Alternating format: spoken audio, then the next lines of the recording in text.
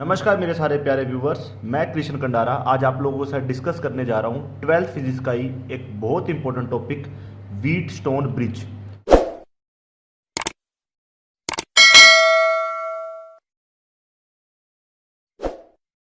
It is an arrangement of four resistance combined in form of a bridge.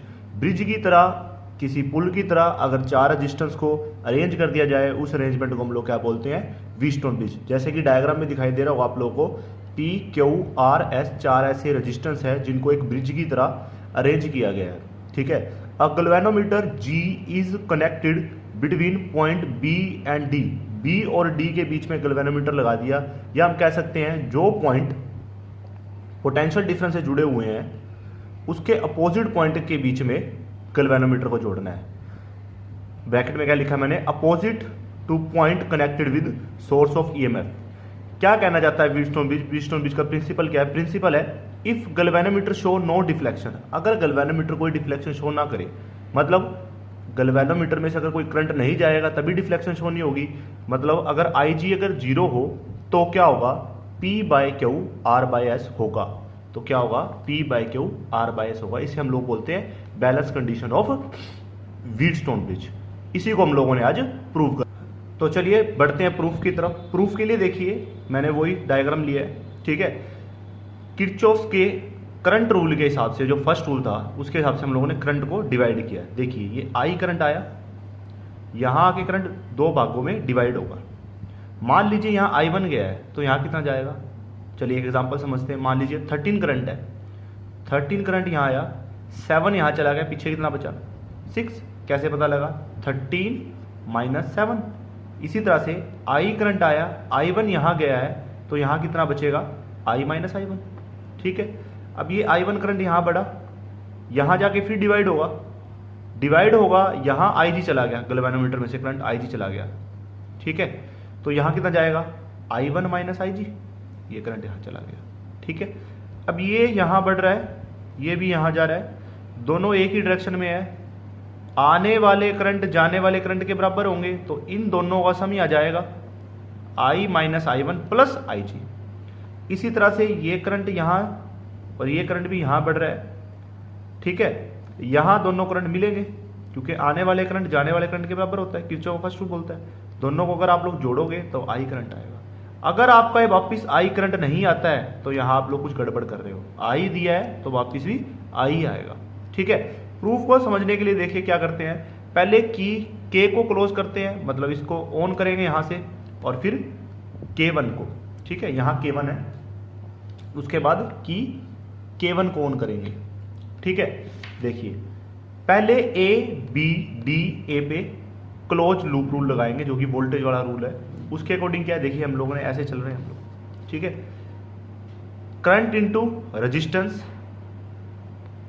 Current की direction में है। अब हम यहाँ आए, हम अपोजिट हैं, करंट यहाँ जा रहा है तो I minus I one into are.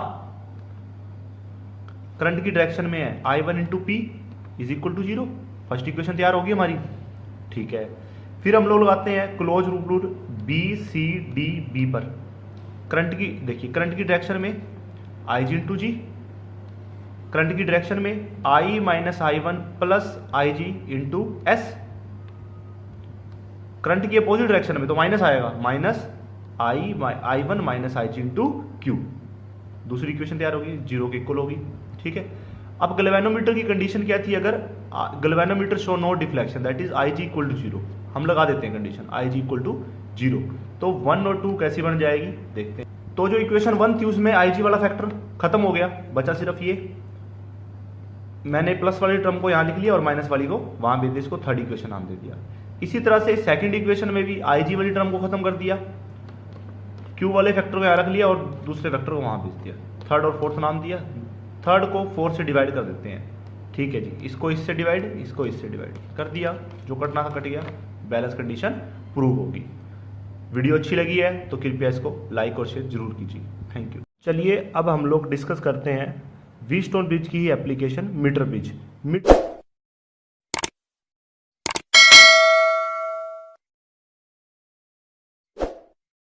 Metre bridge it is an important application of Wheatstone bridge. देखिए पहले कंस्ट्रक्शन को समझिए। ये वुडन बोर्ड है,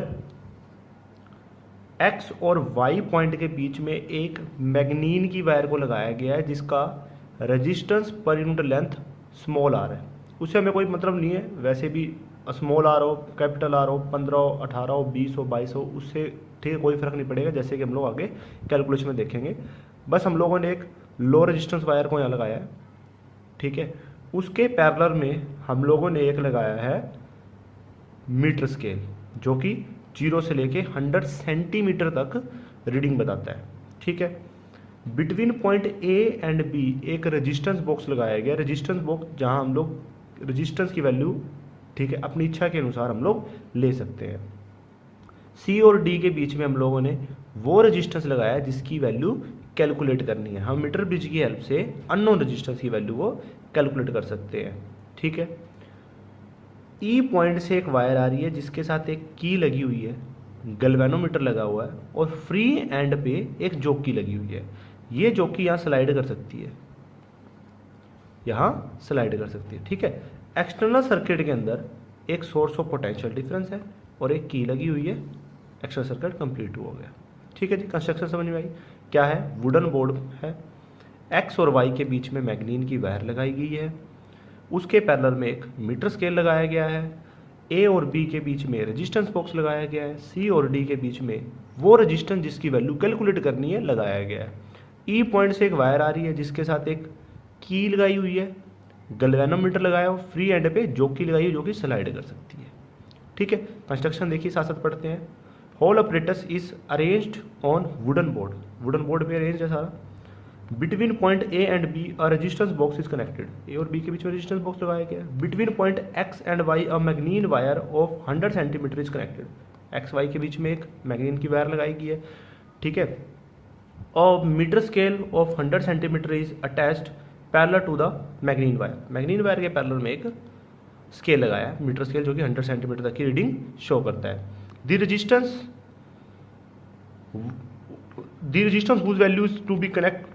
whose value is to be calculated is connected between point C and D, C and D के बीच में और रेजिस्टेंस की वैल्यू फाइंड आउट करनी लगाया गया है।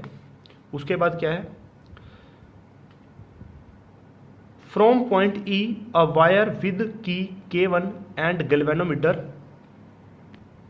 is attached whose free end is connected with jockey J which can be slide on मैग्नीन wire. External circuit will carry source of potential difference and की, जैसे कि बताया है। कैलकुलेशन की तरफ बढ़ते हैं। सबसे पहले देखिए, सबसे पहले की के को क्लोज कीजिए, उसके बाद की K1 को क्लोज कीजिए, जॉकी को यहाँ से स्लाइड करना स्टार्ट कीजिए। मान लीजिए एल लेंथ पर पहुँचने पर गैल्वेनोमीटर डिफ्लेक्शन शो करना बंद कर देता है, तो बाकी लेंथ कितनी बची? 100 माइनस एल। ऑब्वियस ही बात है, अगर ये 25 है तो पीछे कितनी बची? 75।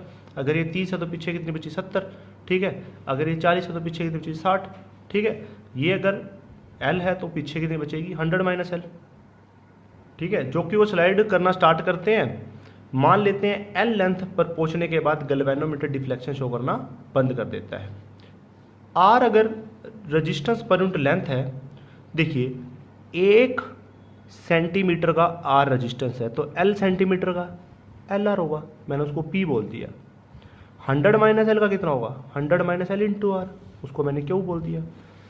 प्रिंसिपल अप्लाई कर देते हैं, P by Q R by S, P by Q R by S, R से आर कैंसिल। जैसे कि मैंने बताया था, आर जो मर्जी हो आर की वैल्यू, आर से उससे, ठीक है, उस वैल्यू से कोई फर्क नहीं पड़ेगा, आर से आर कैंसिल हो गया। एस की वैल्यू हम लोगों ने फाइंड आउट कर ली, एल हमें पता है 100 माइनस एल हम लोग निकाल लेंगे, आर हमने खुद ने चूज़ किया है। इस तरह से हम लोग अननोन रेजिस्टेंस की वैल्यू फाइंड आउट कर सकते हैं। Thank you.